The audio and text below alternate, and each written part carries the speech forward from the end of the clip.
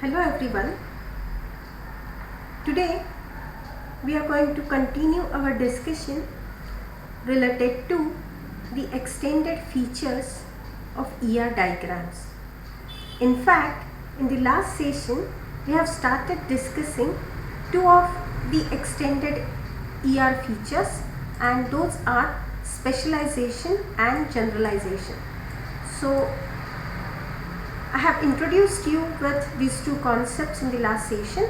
So today we are going to look at few more details of specialization and generalization.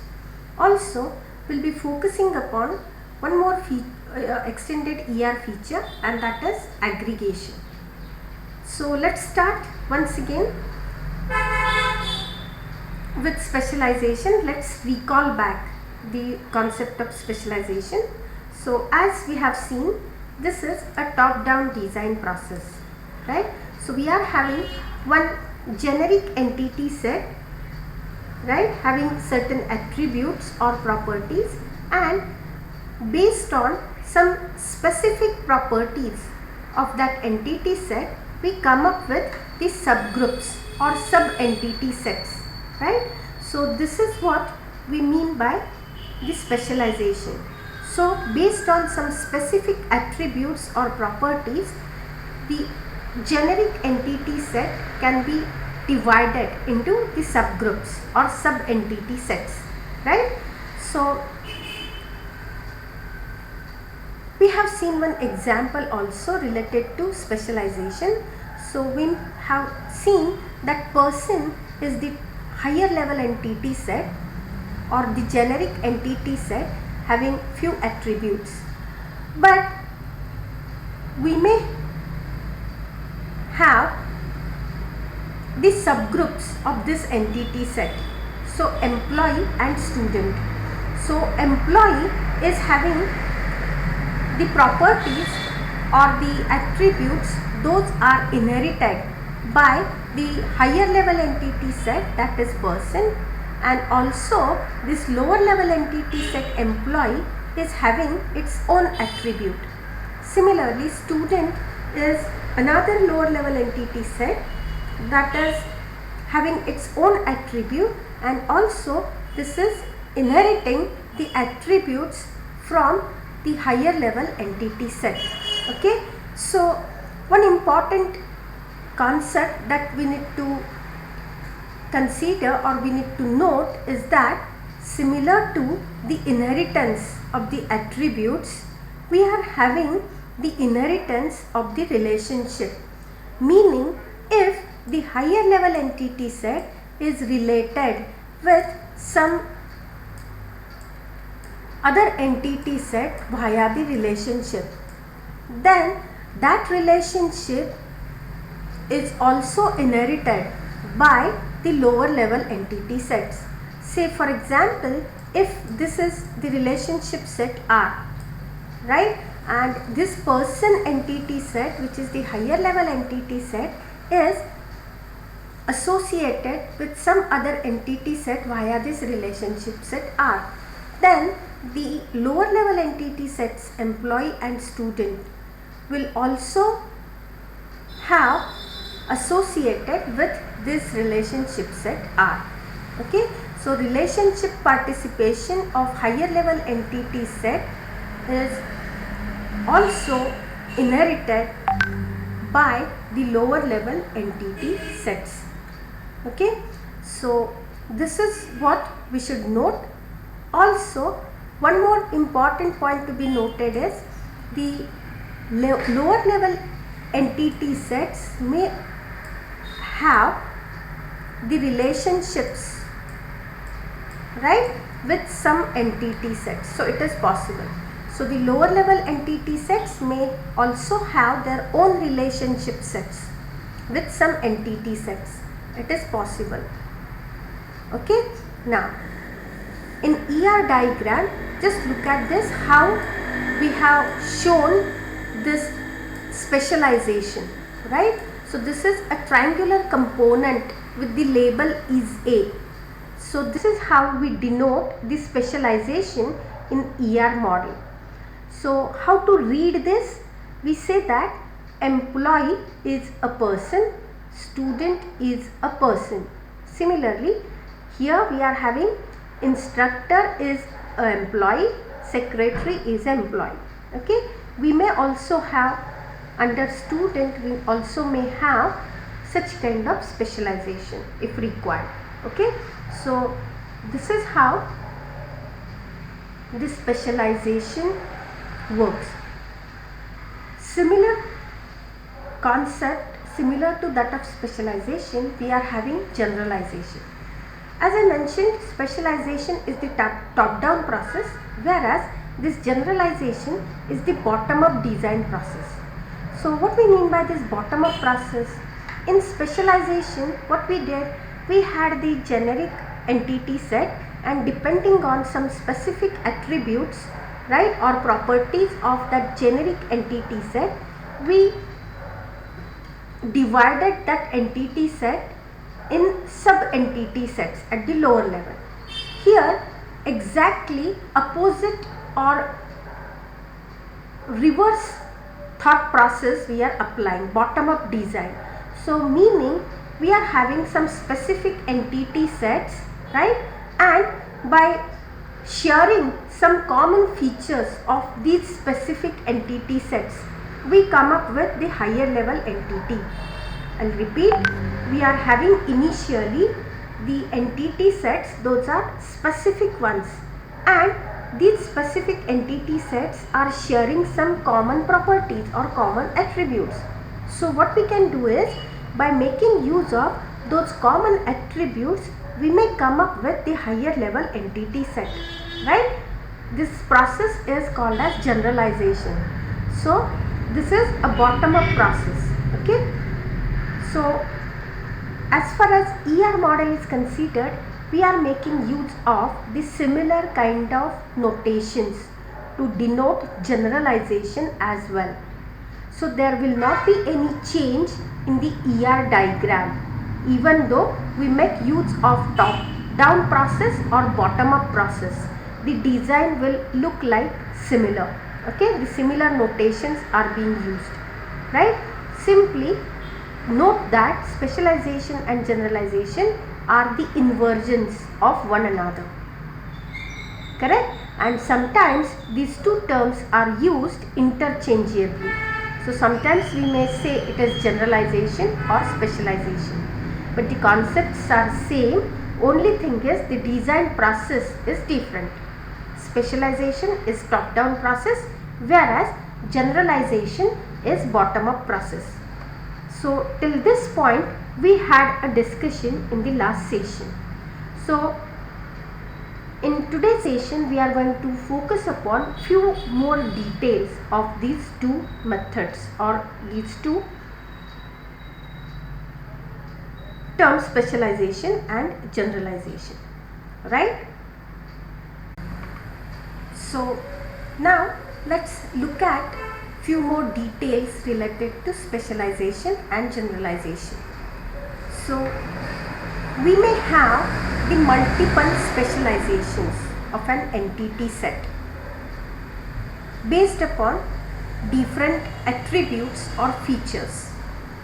I'll repeat, we may have multiple specializations of an entity set based on different features. For example, we have seen earlier the entity set, that is employee, right? So we have seen the entity set, that is employee, and also we have seen that this employee entity set can have this specialization. And what that specialization is, we have seen that this employee is having this specialization or generalization, you may say, like the instructor and the secretary, right? So we said that instructor is employee. Similarly, we said that the secretary is employee. So we have this specialization. Okay, employee, is the higher level entity set, and we are having the specialization like instructor and secretary. But now we may have another specialization also based on some other feature of entity set employee. And what that kind of specialization we may have? So we may have another specialization for employee entity set, and that may be a temporary employee and a permanent employee. So this is one more specialization of employee that we may have. So it is possible that we are having multiple specializations of an entity set based on certain different parameters, based on certain different features. It may also happen that the employee who is instructor may also is the member of this entity set, that is permanent employee, right? So employee may be the member of instructor, and the same employee may be the member of other entity set under different specialization, that is permanent employee, right? So the essence is, it is possible that for a particular entity set we may come up with multiple specializations, right? So I hope you must have understood this concept. Now each particular employee, would be the member of either permanent employee or temporary employee, and also the employee would be a member of instructor or secretary, right? So this is possible. Now please note that the easy relationship is also referred to as the superclass subclass relationship. So we may relate this concept of specialization, generalization and easy relationship with the object oriented concept, like the classes. We are having in object oriented scenario, we are having the superclass and subclass kind of a thing, right? So here also we may look at this concept of easy relationship as the superclass subclass relationship. So here superclass means the higher level entity sets and subclass means the lower level entity sets. Okay, now let us proceed with some design constraints with respect to specialization and generalization. So we are having several kinds of constraints. So the first kind of constraint here is based on which entities can be members of a given lower level entity set. So the first type of constraint is based on which entities can be the members of a given lower level entity set. So under this category of the constraints, we are having two different types. So we are having condition defined constraint or the user defined constraint.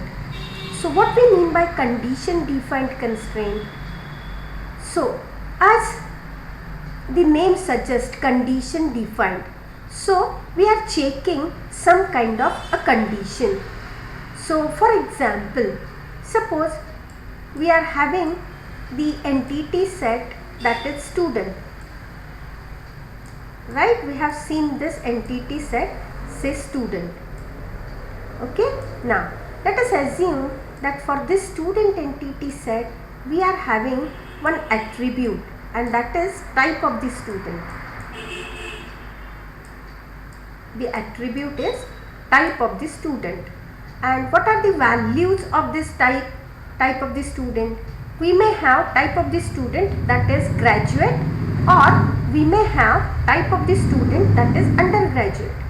So depending upon the value of the type of the student, right, the respective student may go into one of the lower level entity sets.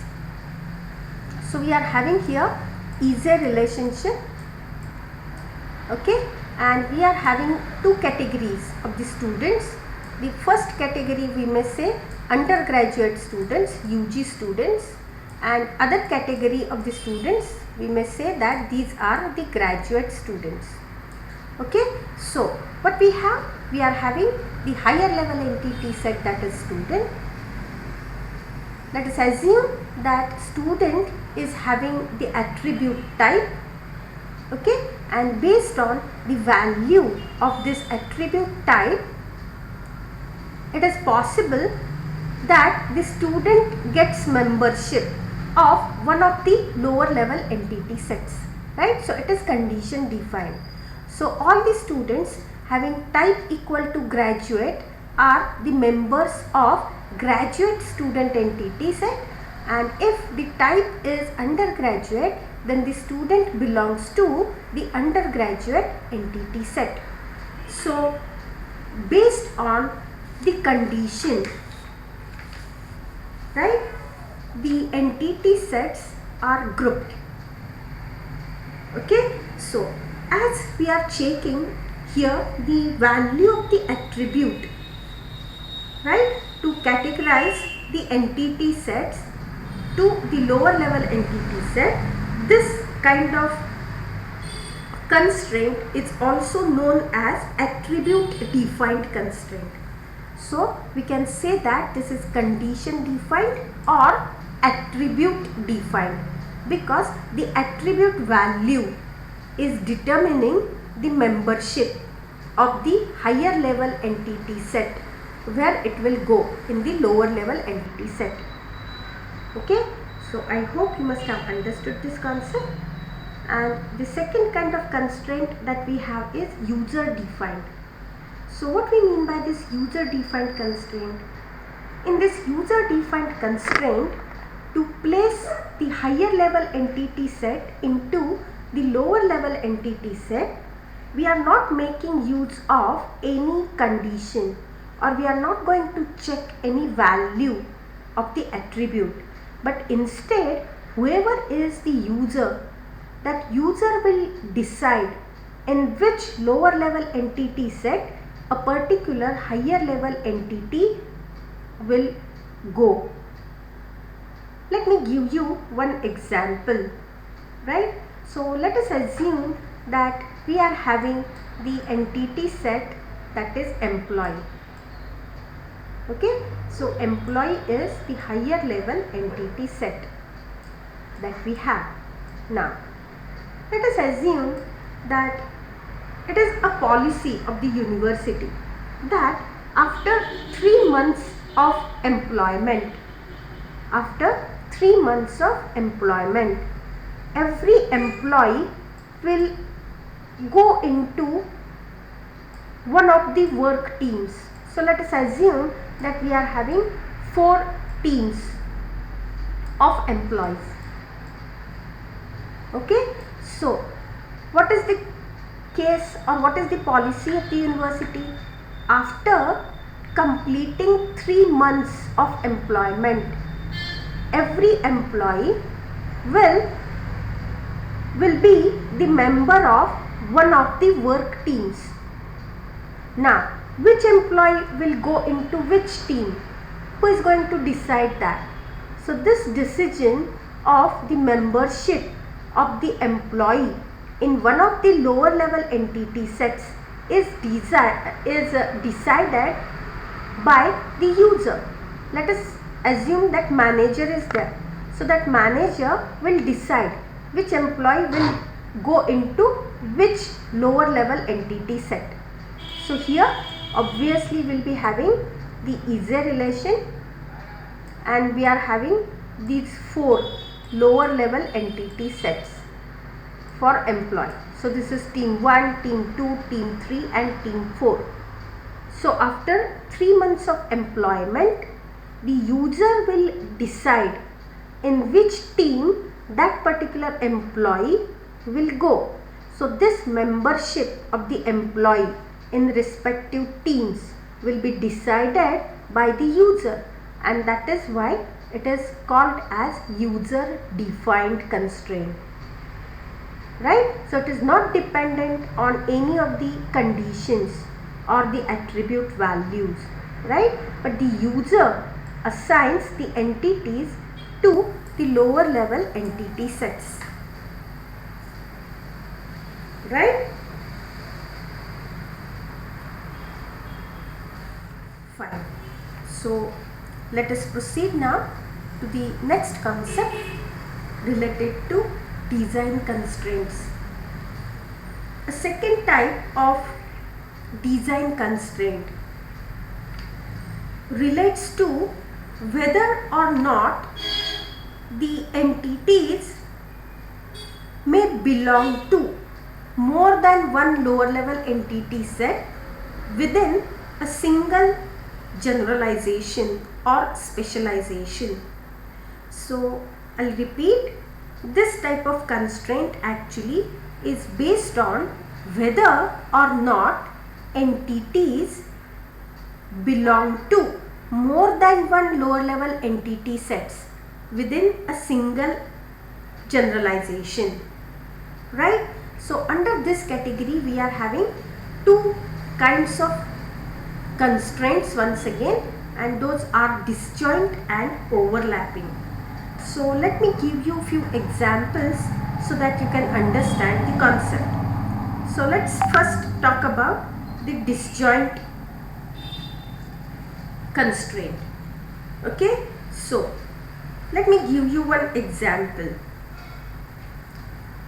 We have seen this example earlier. So we have student, we have type of the student,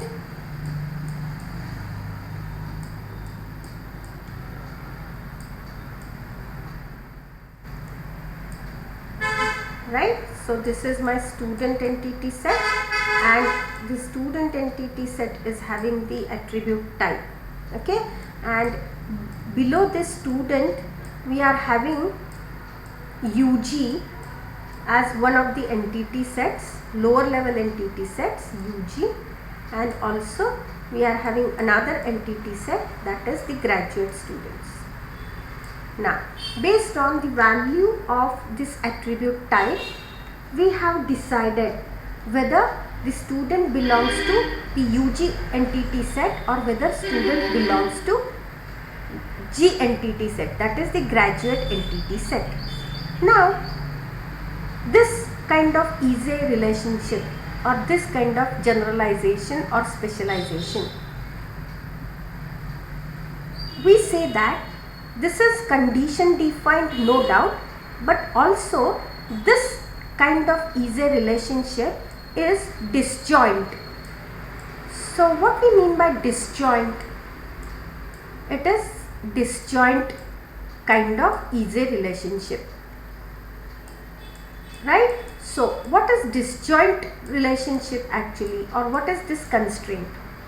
So an entity in the higher level entity set can belong to only one lower level entity set within a single generalization. I will repeat, the entity in the higher level entity set can belong to only one lower level entity set in a single generalization. So we are talking about this generalization right now. It may happen that we are having few more such kinds of generalizations possible under the same entity set. It is possible, right? But we are not talking about other kind of generalization where we are having other subgroups, okay? But if we look at this particular generalization or this particular specialization, then what we are saying, an entity can belong to only one lower level entity set. Meaning, if student type is UG undergraduate, then student will go into this entity set, or the student will go into the graduate entity set if type is graduate. But it may not happen that the same student is member of both these lower level entity sets. It will not happen, Okay, so if this is the case that higher level entity can belong to only one lower level entity set within a single generalization, then we say that it is a disjoint constraint, right? So I hope you must have understood. And the notation for disjoint specialization or disjoint generalization is like this, right? We are having this easy relationship, right?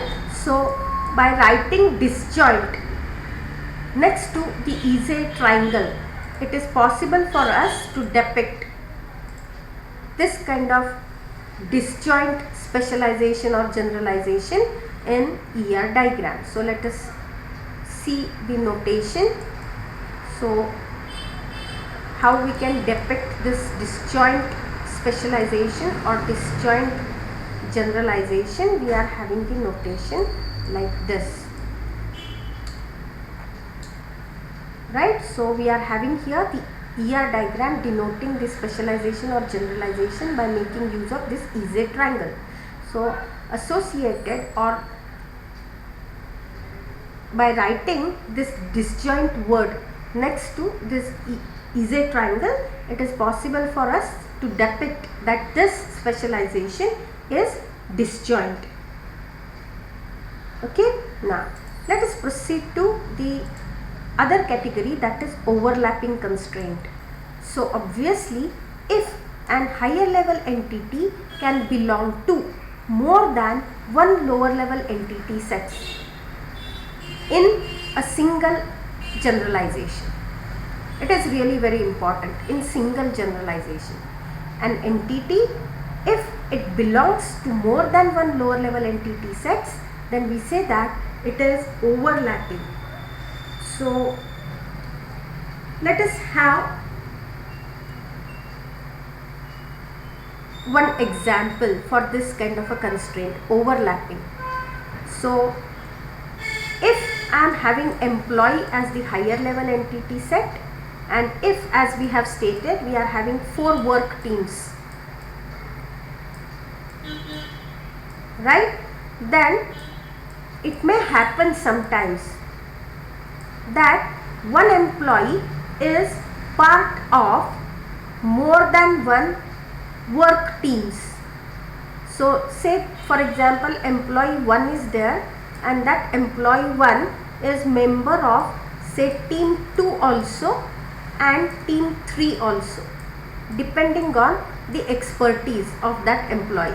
It may happen, right? So if I am having such kind of a specialization wherein one higher level entity can be the member of more than one lower level entity sets, then we say that it is overlapping.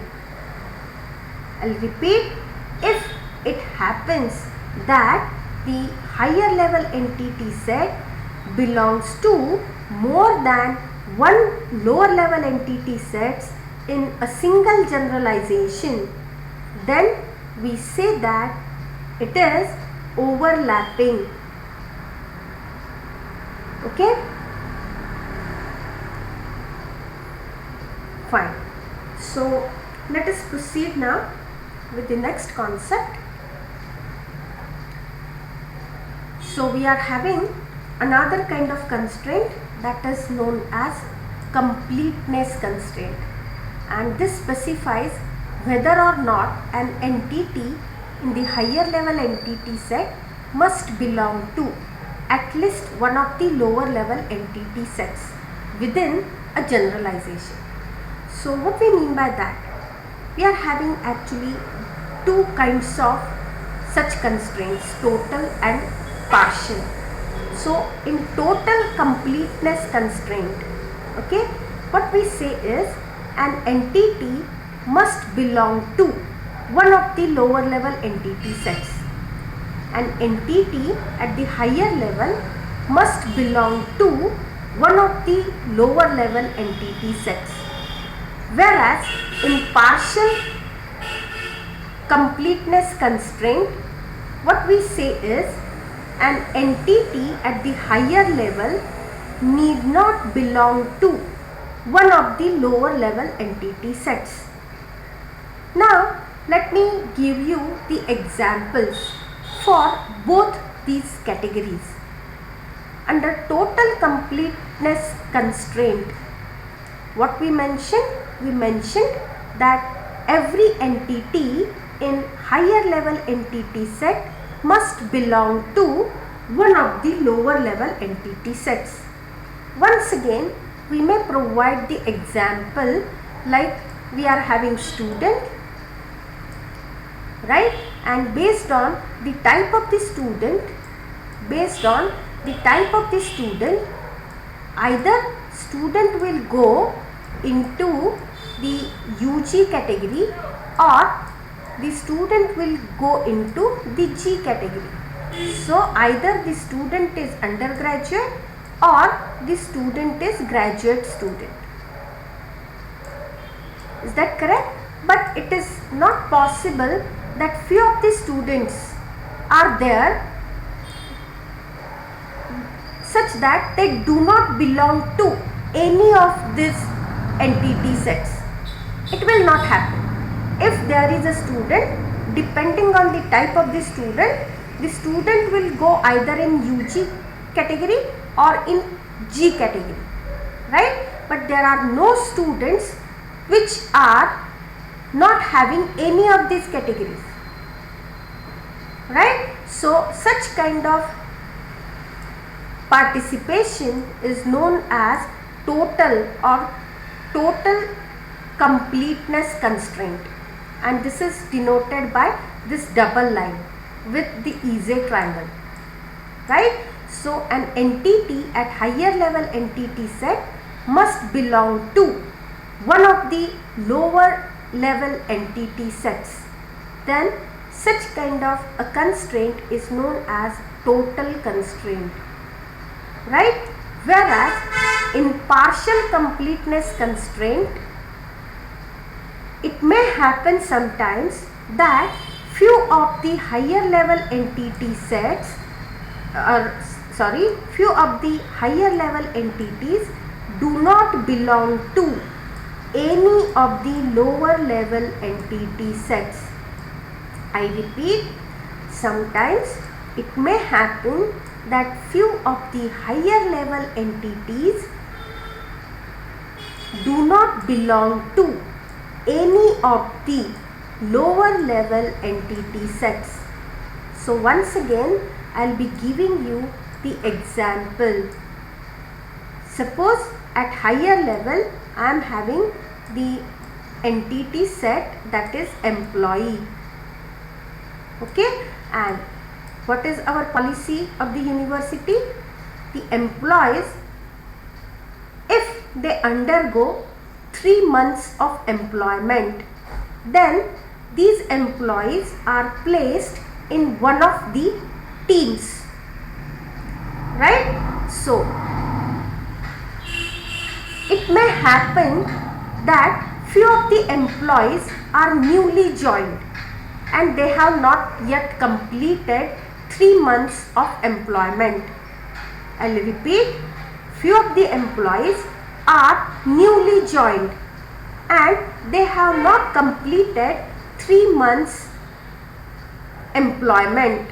Then these employees will remain at higher level only and they will not be the part of any of these work teams, right? So if this is the case, then it is partial completeness constraint. So the higher level entity need not belong to one of the lower level entity sets. Few of the employees, those who have not yet undergone 3 months employment, will not be the part of any of the work teams. So for this generalization, we say that this is the partial participation of the higher level entity set.